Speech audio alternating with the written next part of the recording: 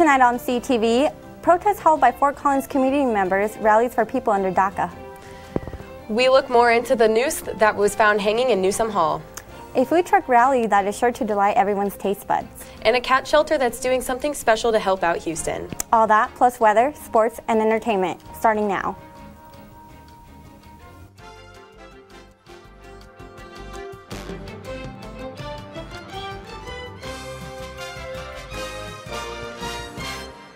Hello and welcome to CTV Thursday News. I'm Marlo, Lundak. And I'm Amelia, Castenanda, and here are today's stories. The start of the impeachment process for ASCSU President Josh Silva is underway, and ASCSU Senate was canceled this week so they can go over the procedure. The impeachment process was started last week when Senator Nordstrom announced a petition for impeachment on grounds of not following protocol when he negotiated a deal with the Wall Street Journal without consent of the Senate. The petition has gotten 26% of the Senate's signatures, which has surpassed the 20% of required to move forward. The next step is a week-long period where Nordstrom can make changes and additions to the petition, as well as allowing other senators to add or retract signatures. We will have more on the impeachment process as it continues.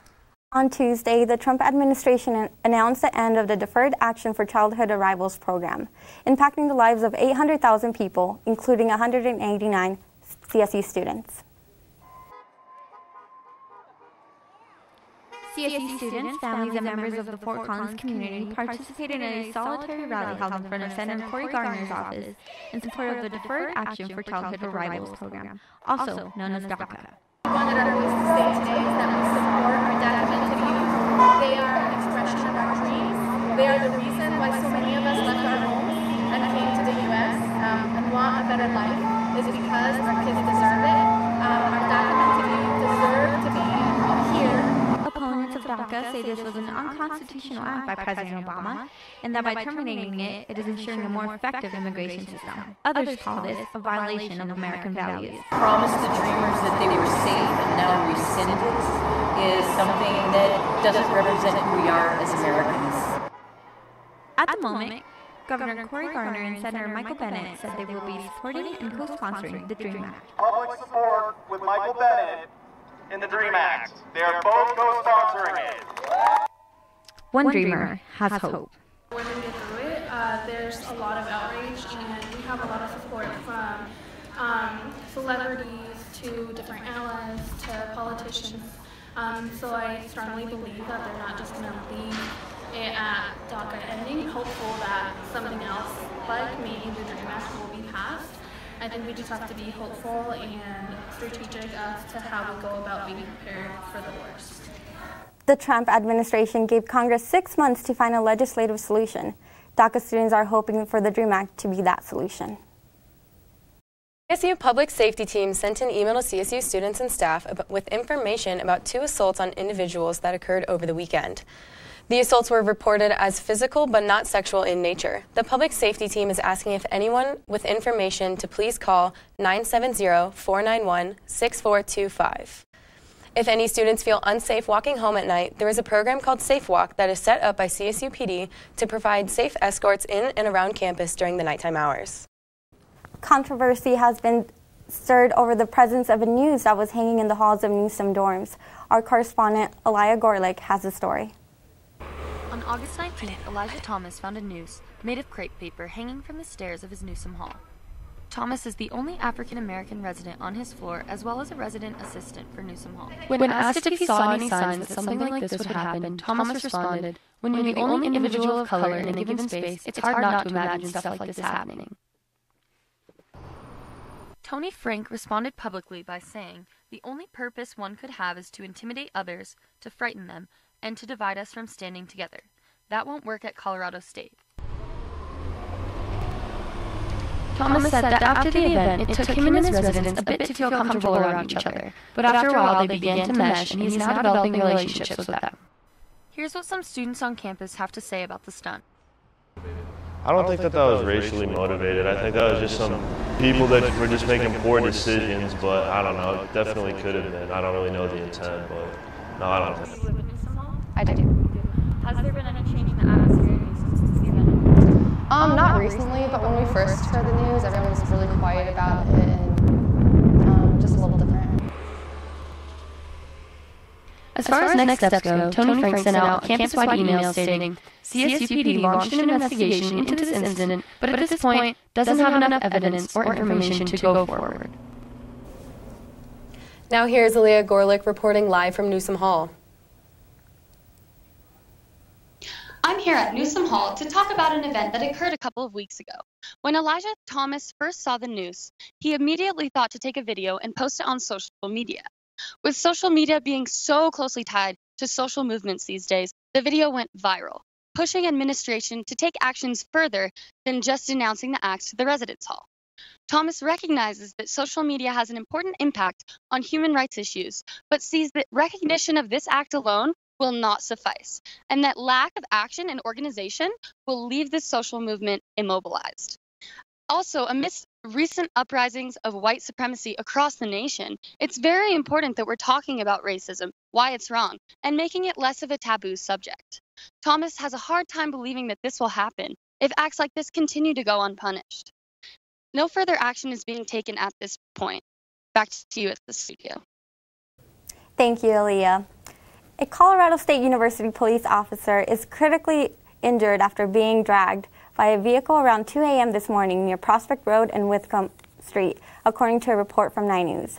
The CSU officer was conducting a routine traffic stop on 21-year-old Dominic Charles Jackson when Jackson showed the officer a gun and attempted to flee the vehicle. According to the report, Jackson then dragged the officer by the vehicle for a short distance until the vehicle came to a stop, and Jackson was taken into custody. The officer's name has not yet been released. Both the officer and Jackson were transported to the hospital. Businesses in Fort Collins still continue to help out the Houston area. One local animal shelter is doing what they can to support the feline community in the flooded city. We are both a adoption guarantee limited admission cat shelter, and then also a spay and neuter and low-cost vaccine clinic for dogs and cats here at Fort Collins Cat Rescue and Spay Neuter Clinic. The Fort Collins Cat Rescue and Spay and Neuter Clinic has been around since 2006. Every year, the clinic adopts out over 2,000 cats and kittens and spays and neuters over 6,000 dogs and cats. Whoa. You are enormous. The clinic regularly partners with the Rescue Pets movement based out of Houston, who is in need of a little extra help since Hurricane Harvey. They contacted us following Hurricane Harvey to see if we could take in some of their cats and kittens. And so they were trying to clear out their shelters so they could then take in the flood victims. And so what we're taking is some kitties that are already ready for adoption. They're arriving here Friday afternoon and will be available for adoption immediately. The Fort Collins Cat Rescue will be receiving a total of 52 cats and kittens, 40 of which will go to foster homes upon arrival. The clinic will also be hosting a special event this weekend only. We had a very generous sponsor agree to cover all of the adoption fees for 3 days this weekend. September 8th, 9th, and 10th, Tour de Cat is what we're calling it, in which all adoption fees are going to be waived, and those Houston kitties are going to be arriving. The Fort Collins Cat Rescue says they aren't done after this weekend. They plan on getting another arrival of cats from Houston in the upcoming week. For more information on fostering and adopting cats, the Fort Collins Cat Rescue and Spay and Neuter Clinic, you can visit www.fccrsnc.org. That's all we have for news. Stay tuned for weather, sports, and entertainment after this.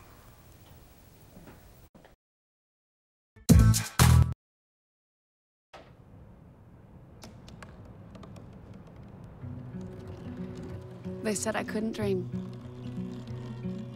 Called me a piece of trash and swore that's all I'd ever be.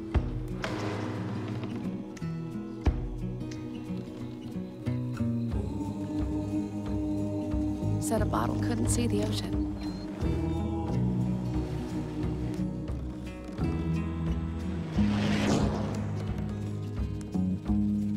Give up. Go back to the dumpster. But I didn't listen. I made my way.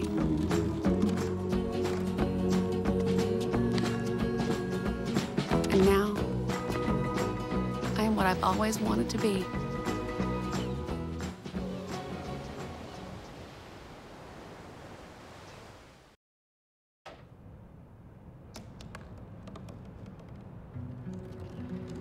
They said I couldn't dream. called me a piece of trash and swore that's all I'd ever be.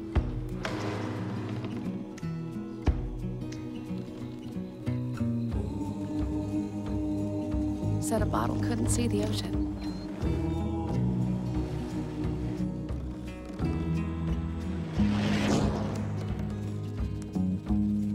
Give up. Go back to the dumpster. But I didn't listen. I made my way.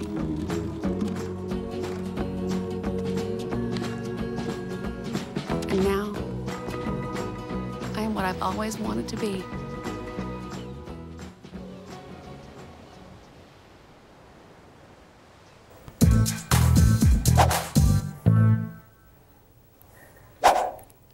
Good evening, Rams. I'm Michelangelo Bustamante, your weather anchor, and let's get right to the forecast. So tonight we've got beautiful weather all across the state. It's going to be in the upper 50s to low 60s up and down the Front Range. 57 tonight in Fort Collins, 60 in Denver, 56 in the Springs, 58 in Pueblo. Out on the eastern plains is going to be a little bit chillier, 52 in Sterling, 50 in Lyman, 55 Burlington, and 55 in Lamar. Now up in the mountains it's going to be a little bit cooler tonight, 45 up in Steamboat, 46 in Vail, 42 Gunnison, and 42 Alamosa. Then on the western slope it's going to be 62 in Grand Junction. So overall, beautiful night here in Colorado. Now, tomorrow we've also got a beautiful Colorado day, so it's going to be pretty nice and toasty up and down the Front Range. 86 in Fort Collins, 87 in Denver. It's going to be a little bit cooler in Colorado Springs, 82 degrees. They're supposed to get some rain showers, but overall a nice day for them too. It's going to be 90 in Pueblo, 90 in Sterling, 85 in Lyman, 88 in Burlington, and 92 in Lamar. Lamar is actually going to be the hottest temperature in Colorado tomorrow, so much warmer out on the eastern plains. Up in the mountains, just because of the elevation, it's going to be a little bit chillier. 79 in Steamboat, still pretty warm for up there. 75 in Vail, 75 Gunnison, 79 in Alamosa, so nice and toasty down in that valley. 62 degrees in Telluride, and on the western slope, it's going to be 90 degrees in Grand Junction. So once again, beautiful day across the entire state of Colorado tomorrow. Now, for the 7-day weather forecast here in Fort Collins on campus, it's supposed to be an overall pretty nice weather week, with the exception of Sunday having a couple storms. But tomorrow, 89 degrees here at CSU, winds at 10 miles an hour, 56 is the low. And on Saturday for the big game, it's going to be 88 degrees, 58 is the low. Sunday, once again, it's going to be a little bit rainier, so 88 degrees with some storms coming in. Those storms are going to have a lot of fuel from that heat, so we'll have to check up on the forecast that day. Then on Monday, though, things are going to dry up. 87 degrees, 57 is the low. Tuesday, it's going to start to cool off a little bit, so 84 for Tuesday, 56 for the low. Then on Wednesday, it's going to recover just a little bit. 85 degrees and 57 is the low, but on Thursday, we're going to start to get to 83, so it's going to start to cool off and get more, it's going to start feeling more like fall. Now, for the forecast that everyone here in town is really interested in, the forecast for the big game tomorrow. So when you're tailgating, it's going to be 76 degrees and sunny skies. I think that's perfect tailgating weather. Then for kickoff, it's going to warm up to 85 degrees with a slight breeze. That breeze shouldn't really affect the game too much, but we'll have to keep an eye on it. It's still going to be hot, though. That turf's going to warm up, so be sure to be drinking lots of water, get lots of sunscreen on. During the fourth quarter, it's going to stay at 85, so it's going to be a hot one. Be sure to be drinking water all throughout the game. Otherwise, though, perfect football weather and a beautiful day here in Fort Collins as we host Abilene Christian. Now, before I go, I can't, go through this weather forecast without talking about Hurricane Irma. It feels like we've been talking about this a lot, but there's another major hurricane making landfall on the United States. This hurricane has been one of the strongest ever recorded in the Atlantic Ocean, and it has the potential to be the strongest hurricane to ever hit the mainland United States.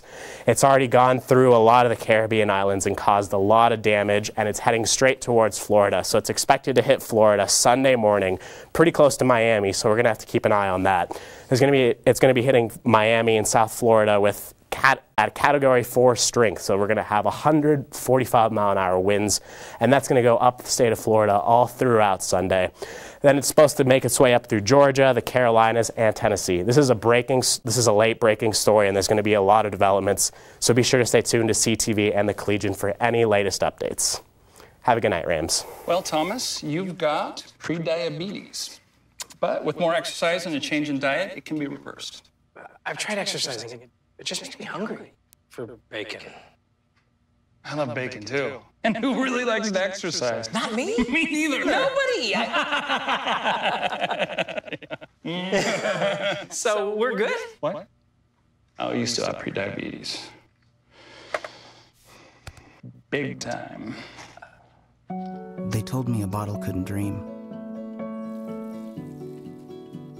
That I would never become a superhero.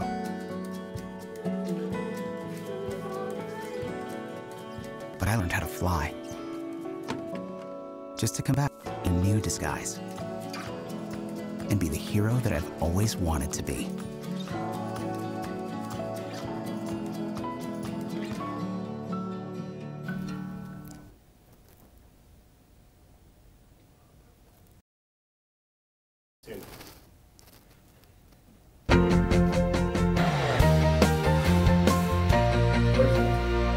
Welcome back. I'm Tyler Patterson, here to catch you up on all the latest in CSU athletics. The 89th Rocky Mountain Showdown took place last Friday night at Sports Authority Field at Mile High Stadium as the University of Colorado defeated the Colorado State Rams 17-3. The Rams started out strong on defense as senior Jacob Byes was able to sack CU quarterback Steven Montez early on in the first series of the game. Nick Stevens would then take over on offense for the Rams and would connect with wide receivers Dietrich Clark, Michael Gallup, and Warren Jackson. Stevens would finish the game 24 of 47 for 309 yards and 2 interceptions. The Rams would stall on offense but would put up their only points of the contest as Wyatt Bryan would connect on a 31-yard field goal. Although the CU offense would quickly respond in this one as the running back tandem of Philip Lindsay and Steven Montez got things going early through the air and on the ground. Montez would scramble around before finding wide receiver Shea Fields for a 31-yard touchdown in the back of the end zone. Montez would end up finishing 21 of 29 for 202 yards and 2 interceptions. Both teams were scoreless in the second half as the Buffs would take down the Rams 17-3. CU moves to 1-0 on the season as CSU falls to 1-1 and will host Abilene Christian Wildcats this Saturday at 1:30 p.m.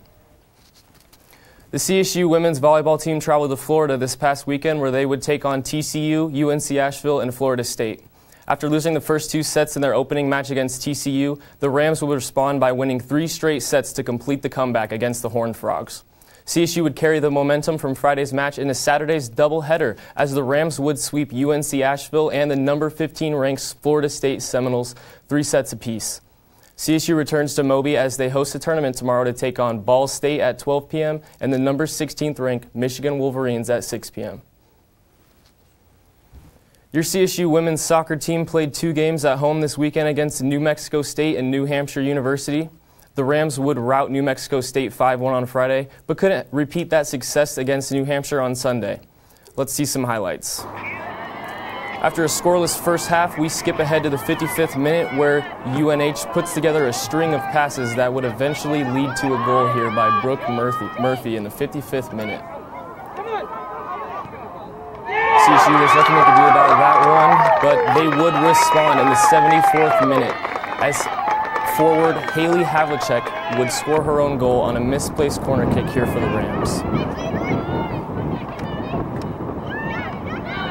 Right place and right time for Haley Havlicek as she put that goal in. Unfortunately, the Rams would let New Hampshire score just 1 minute later as the New Hampshire Wildcats worked the ball here into middle to Kaylin Williams. And she would end up finishing that goal there just inside the 18. That would put the Wildcats up 2-1 in the 75th minute. The Rams weren't able to erase the deficit and would lose 2-1. They travel to Edwardsville, Illinois, where they will take on SIU tomorrow at 6 p.m.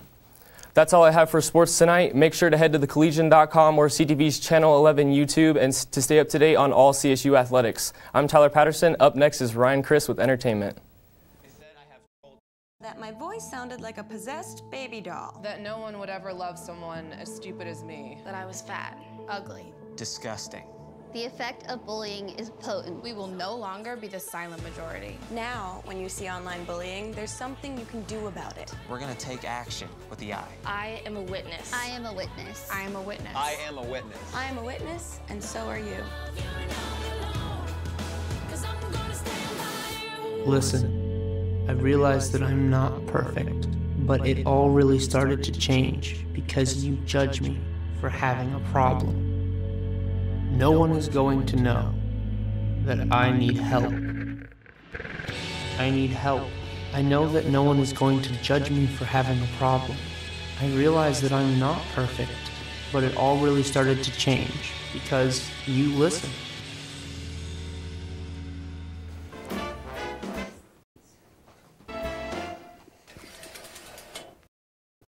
What is up, Rams? My name is Ryan Crist, here to bring you the latest in entertainment news, so let's get started. Whether you like video games or not, we all know Mario, everyone's favorite princess-saving plumber. But apparently, Nintendo decided to take that fact and throw it out the window when they officially announced that Mario is no longer a plumber. His new bio reads he's all-around sporty, whether it's tennis or baseball, soccer or car racing, Mario, does everything cool. As a matter of fact, he has also seemed to have worked as a plumber a long time ago. The creator of the game, Shigeru Miyamoto, Mario was originally a carpenter, but when the 1983 Mario Bros. Came out, it fit more for him to be a plumber. So we made him fit his games. While, to some of you, this means nothing, but to some of us, it means everything. You can't just change his occupation like that. I mean, what's next? Is Donkey Kong not a gorilla anymore? Is Princess Peach just some random girl who has some sporty guy come and save her? No, she needs a plumber to save her. I mean, that just makes sense. If you know me, I love movies. It's definitely one of my favorite pastimes. So, with that being said, let's get into some great movie news. It has been announced that Gavin O'Connor will be the director/writer for DC's sequel to Suicide Squad. Now, if you haven't seen Suicide Squad, I can quickly fill you in. What I want you to do is close your eyes and picture a big pile of trash. All right, do you see it? Great, well now you've just seen Suicide Squad. Now, while I'm just kidding, Suicide Squad wasn't that bad, but a lot of fans, including myself, didn't really like it. It got a 25% on Rotten Tomatoes, which, to put in perspective, is a score so low that Adam Sandler's movie Click, that had half the budget than Suicide Squad, got a 32%. Now, while the facts point to this being a pretty bad movie, I still have faith that this kind of cool concept of a movie could be good, and hopefully Gavin can turn this crappier version of Vendors into something great. And if not, let's at least shoot to be better than Click by Adam Sandler. I mean, come on, it's Click. In some Fort Collins news, it was a great day to be outside on Tuesday, and anyone who went to City Park got just that. At City Park on Tuesday, everyone got to hang out, take a break, and enjoy some of our last summer evenings with the Food Trucks Alliance weekly truck rally.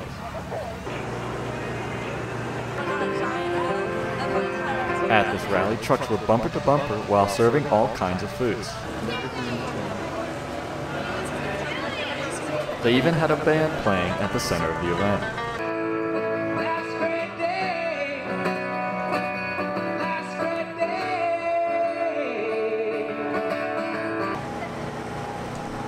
I spoke to longtime comer Stevie Shocks, who told me why she comes to this event. I came here for good music and great weather and just hang out, relax, take a break from studying, you know. It's a great time. I recommend everybody coming to the food truck rally in Fort Collins. It's so fun. There's so many cool people. Everybody's super nice. And the food is always delicious. I spoke to Menominon's employee, Zach Morris, who told me more about what this event means to him. This food truck rally is really interesting because it's sort of a part of a bigger picture. It's a part of the Fort Collins Food Truck Alliance. So it feels sort of more like a community than some of the other food truck rallies I've seen. Specifically in Denver, I think a lot of them are like a hodgepodge of a lot of different people from a lot of different places, but this is really a community of food truckers that all know each other. I'm Ryan Crist, CTV News. The Food Truck Alliance will be there every Tuesday and Thursday until the end of September, and I know I'm not going to miss out. With Game of Thrones Season 7 just ending, we got to see more of everyone's favorite Game of Thrones granny. In case you didn't know, for the past 4 Dragon Cons, an 87-year-old woman dresses up as Lady Onella and sits in her Iron Throw wheelchair, and every time she steals the show, as she held up a sign that says, "It was me." After going to these events for years, she became the top post on Reddit and got multiple articles written about her without her even knowing, until her granddaughter finally showed her. Game of Thrones Granny said that I don't deserve all this face they're giving me, but I love it. She then added some advice for some of the older cosplays and said that, go to it, gang, while you got nothing to lose. While we have a long time before our next Dragon Con, I can't wait to see our favorite Granny back on her Iron Throne. In some other news, a cafe in LA is apparently serving lattes with Ryan Gosling's face on them. The cafe posted on Instagram, "Come and try our latest ripple with Ryan Gosling." You can get just a picture of Ryan, or you can get one of his famous "Hey Girl" quotes like, "Hey girl, I love it when you wear yoga pants all day." This cafe does this by using a ripple maker that can literally print any image onto the foam layer. And these pictures in the foam are actually clear and precise. Hopefully a cafe here in Fort Collins will get one soon so we can all try this out. Well, Rams, that is all the news I have for you tonight. Make sure to stay tuned for Monday's sports show and have a great night, Rams.